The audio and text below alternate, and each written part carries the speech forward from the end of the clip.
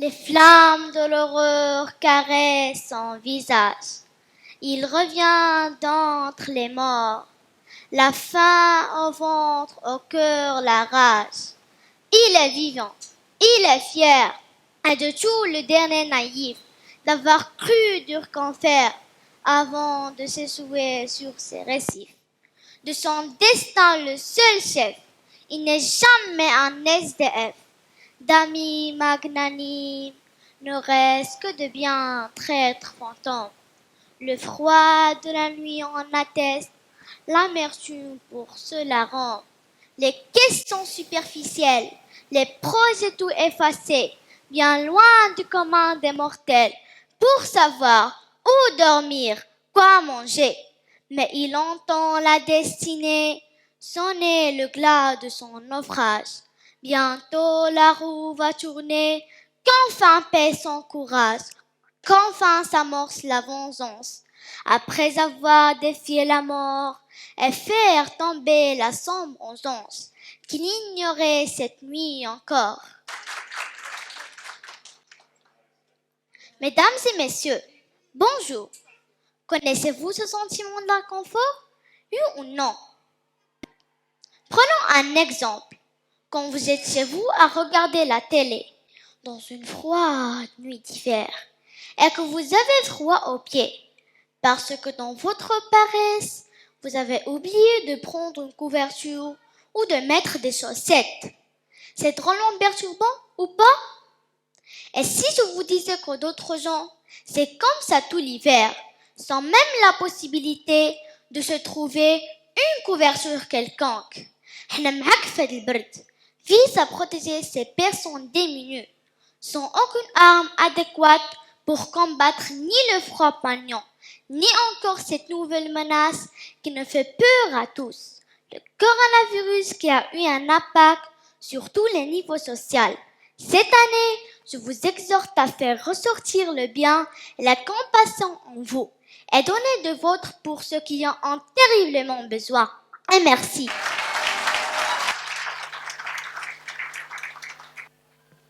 Nous tenons de prime abord à remercier Madame Amel qui a veillé sur le succès de ce projet et tous les membres du jury, notamment Madame Rokhaya Nadir, Madame Nadia Sarhi et Madame Amina Boumehdi, et les parents d'élèves et leur contribution à la réalisation de cette initiative à portée humanitaire. Cette initiative humanitaire se veut un couronnement symbolique d'une expérience unique qui s'inscrit dans le cadre de l'empathie, de l'altruisme et l'entraide. Elle se veut également un modèle érigé pour prendre en considération les sentiments et les besoins des personnes vulnérables en situation précaire. Cette vulnérabilité se manifeste dans l'habitat insalubre, manque d'affection familiale et du soutien psychologique, la marginalisation et la précarité. L'amélioration de ces conditions matérielles par la participation effective du secteur associatif et toutes les composantes de la société civile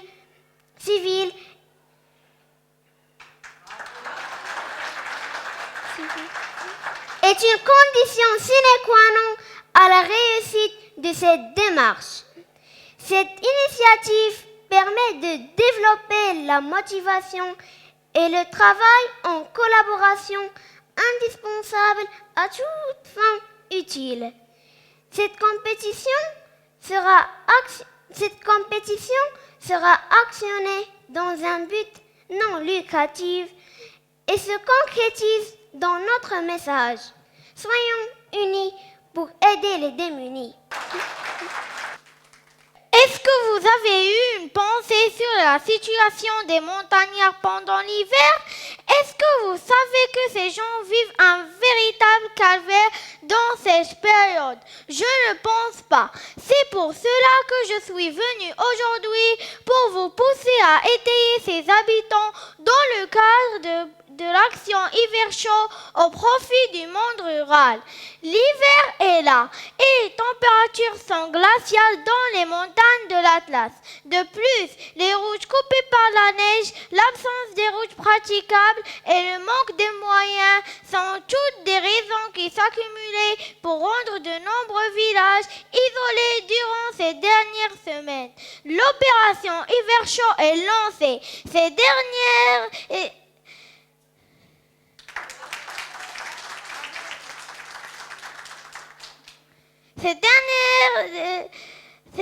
se visent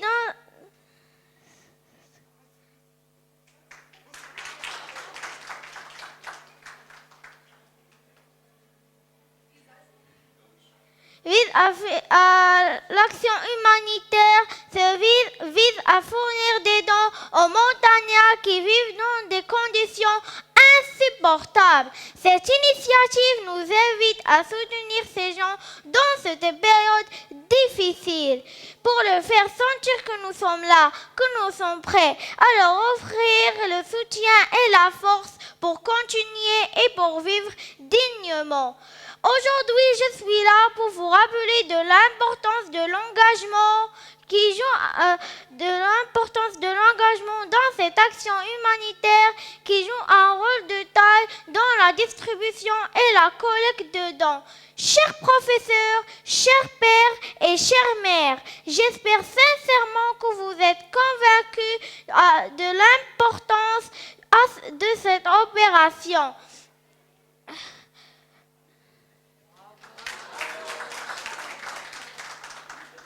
Je vous remercie profondément de votre attention. Merci. Bonsoir mesdames et messieurs. Je m'appelle Isra Smira. Et moi, Zakaria Amin. Aujourd'hui, nous sommes ici parmi vous pour mettre en lumière une cause d'immense importance. Il s'agit de lever le voile sur la réalité amère de la vie des jeunes ruraux. Et surtout, en ces temps glaciaux. Chaque année, les gens qui vivent dans ces zones rurales appréhendent l'arrivée de cette saison qui annonce le froid et évoque les souffrances. Une mère qui cherche de quoi nourrir ses enfants, un père qui galère à réchauffer sa famille, des enfants qui doivent ajourner leurs cours et des villages tout entiers sont mis de côté à cause des routes enneigées. Pour ces enfants ruraux, les chances de réussite sont très minimes. L'éducation de qualité destinée aux populations rurales a toujours été négligée. En plus, l'éloignement de l'école est un facteur responsable de l'absentéisme des élèves. Malheureusement, les moyens de transport qui pourraient favoriser leur déplacement sont déplorables. En hiver, il est presque impossible de se mouvoir à cause des routes entravées de neige. Le manque d'une bonne éducation et l'absence des moyens de transport contribuent à la pauvreté de ces populations qui dépendent des revenus insuffisants de l'agriculture. Saviez-vous que d'après une étude faite par l'ONU, 70% des pauvres vivent en milieu rural? Donc, ils sont contraints, en ces temps difficiles, à vivre dans l'ombre de la pauvreté qui les prive d'une alimentation saine et diversifiée, et de vêtements et couvertures chauds.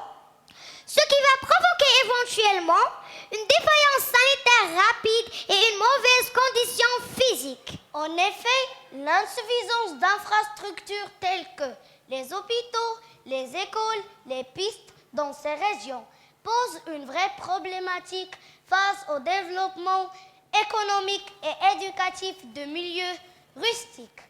Au-dessus de tout cela, la propagation du Covid-19 a un vrai impact sur leur vie. Depuis la propagation de la pandémie, les associations bénévoles ont du mal à accéder à ces provinces. En résultat, les gens meurent de faim et de froid. Pendant que nous sommes rassasiés sur nos canapés, réchauffés par nos couvertures polaires, en train de nous plaindre du mauvais temps. Les gens ruraux sont seuls dans leur misère, affamés, habillés de ayants sous leur toit vétuste, on entend leur frissonnement qui résonne. Incapables de se prononcer, imaginant le luxe d'un repas chaud et d'une simple couverture. Cela fait réfléchir, n'est-ce pas? Faisons appel à notre sens de responsabilité. Faisons appel à notre humanité. Et si vous étiez à leur place? Et si c'était vos propres enfants? Qu'est-ce qui nous empêche de faire des dons, de rendre visite à ces gens? Est-ce que ça en vaut la peine? Alors, comment peut-on se permettre de tourner le dos? Alors, en cette nuit, quand vous irez vous coucher dans le chaud de votre maison, pensez à ces gens et laissez-leur voix retentir dans votre plus profond. Et merci! Bonjour, je m'appelle Selmesienne.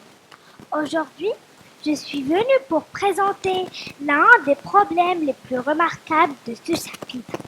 La souffrance des sans-abri, des enfants et des personnes âgées entre les plis du froid hivernal. L'hiver peut être apprécié par quelques personnes.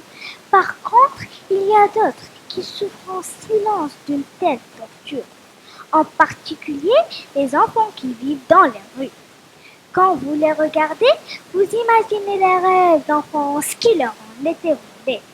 Lorsque le destin les a privés de vivre comme leur père et de mener une vie paisible. Et d'autres qui ont été trahis par le temps. Ils sont exposés à toutes sortes de dangers. Ils ont connu le malheur de dormir dans les rues.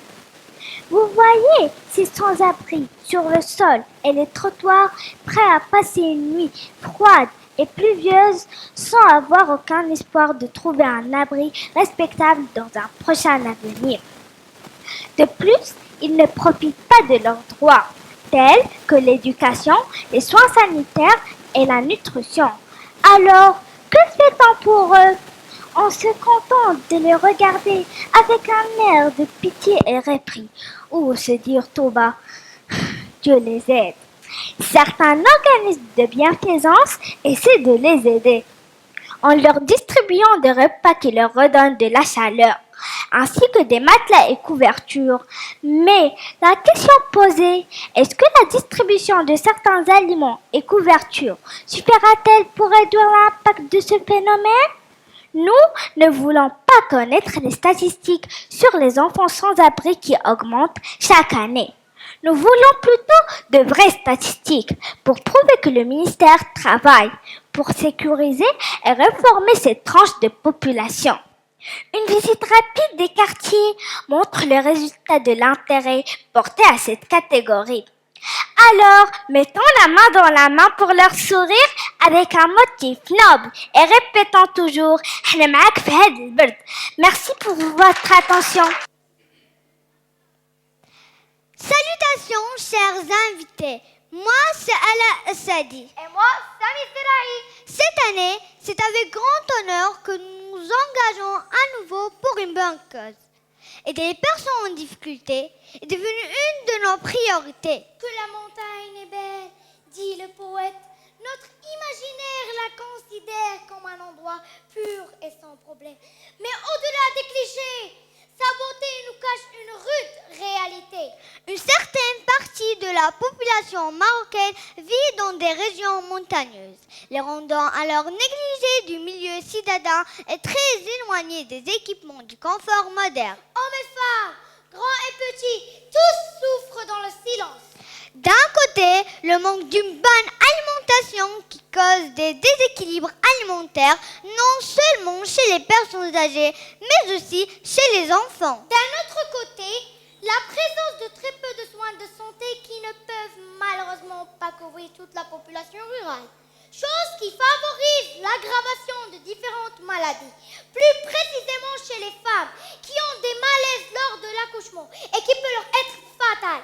Aussi marcher des kilomètres et des kilomètres afin de percer de l'eau, qui n'est d'ailleurs pas toujours potable, est un véritable calvaire pour eux. De plus, la majorité de ces personnes sont illettrées à cause du manque des écoles ou l'accès difficile. Isolés seuls, ils font face à des situations dévastatrices. Le manque continu de besoins fait partie de leur quotidien. On l'aura tous compris, les communautés des montagnes sont parmi les plus démunies. C'est pour ça qu'il est de notre devoir de réagir.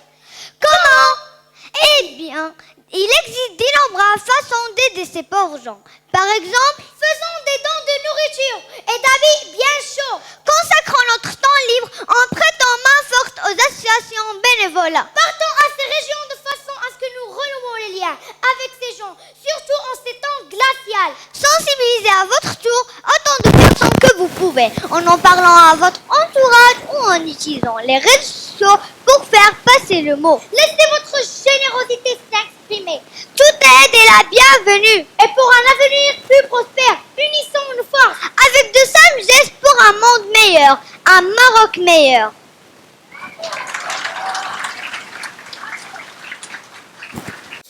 Le joli mont tout blanc recouvre les sommets du Moyen Atlas. Un joli portrait paradisiaque pour les habitants des grandes villes dont les maisons sont chauffées et qui n'hésitent pas à sortir leur bonnet, leur pull de laine et leur manteau. Tandis que pour les habitants des douars de l'Atlas, c'est le début d'un lent et pénible cauchemar. En effet, il y a des tas de choses à dire sur ce sujet. Alors, nous l'avons résumé dans un slam nommé « La vie des montagnes ». Dans des régions lointaines et sanglières, au Moyen Atlas, où leur corps tremblait, accoutumés, habitués d'avoir froid, de vivre isolés, même si c'est pas par choix. Là où le froid massacre sans charité, vivent des gens avec un espoir illimité. Enfants et âgés, ils ont un unique vouloir, posséder la nourriture, la chaleur en cette période mère à boire. Des enfants d'alliance sont vêtus, en cet hiver glacial qu'es-tu. Pas de maison, ni de médecin, mais des campagnards avec un espoir certain. Pieds nus des angelots parcourent des kilomètres pour chercher un savoir qui peut leur viendre en aide. De petits bouts de pain, les familles sont nourries, passent leur soirée éclairées par de simples bougies. Pour se chauffer, ils ont besoin de bois. Les forêts existent, mais n'ont pas le droit. Chaque année, ils attendent des besoins confiants, des vêtements chauds, quelques couvertures et des médicaments. Les conditions de vie des villageois sont lamentables. Malgré cela, ils ont toujours un sourire admirable. Pour conclure, il faut savoir que pour ces régions, les températures sont extrêmement froides en hiver et de nombreux villages demeurent inaccessibles, à vrai dire, coupés du monde par un cordon sanitaire. Alors, avec toute cette misère où vivent nos frères et sœurs, vous croyez encore qu'on doit rester assis les bras croisés? Non, non et non. Il faut se rendre dans ces régions pour aider, rencontrer des Marocains qui donnent tout alors qu'ils n'ont rien. Merci.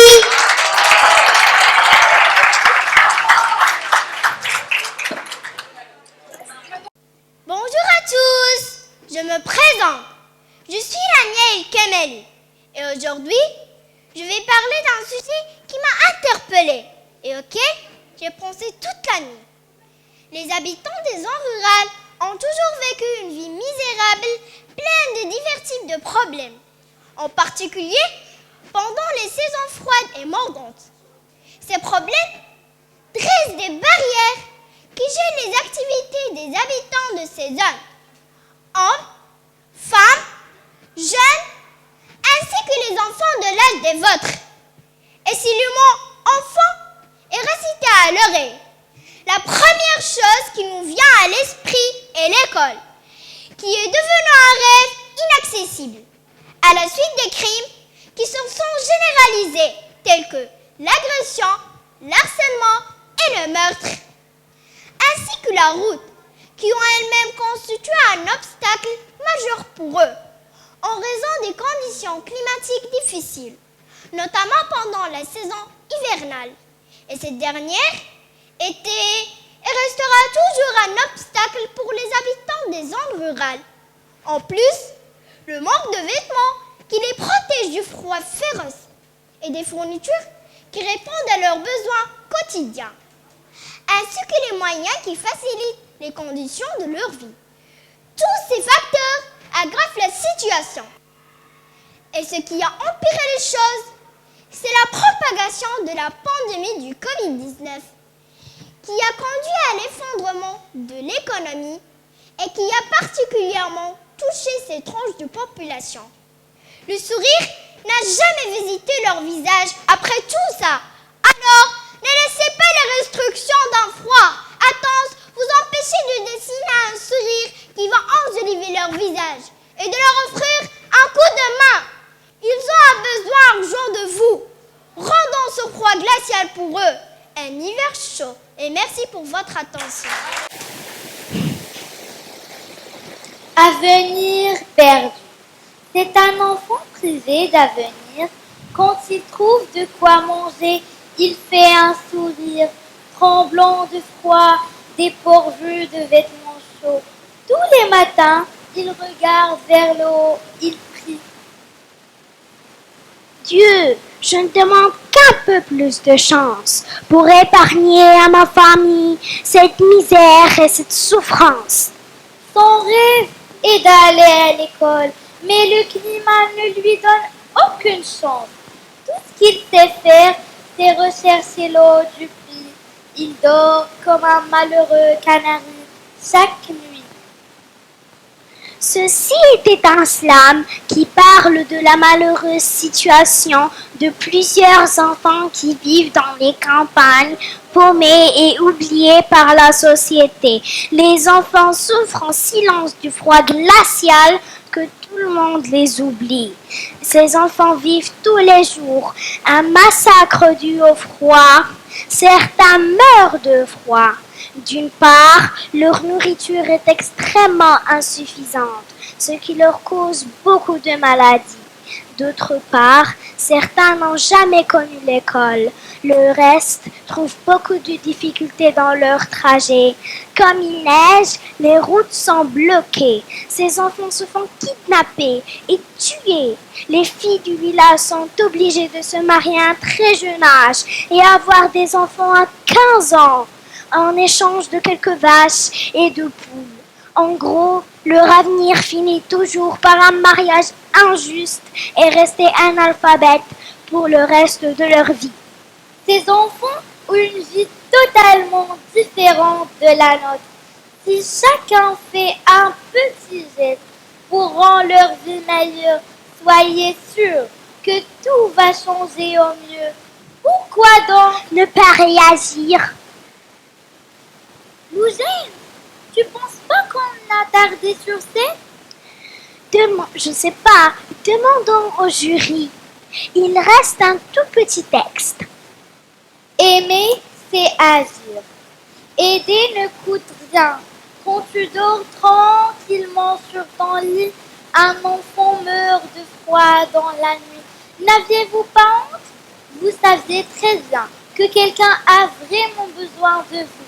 Et vous ne réagissez même pas. Vous avez tous les moyens. Et vous ne bougez même pas un doigt. C'est un enfant comme moi. Il a le droit de vivre. Donc, s'il vous plaît, aidez ces enfants. Dieu vous récompensera sûrement dans votre vie. Main dans la main. Pour leurs besoins. Merci. Mesdames et messieurs, bonjour. Pour combien de temps accepterons-nous d'avoir des sans-domicile fixes dans notre pays?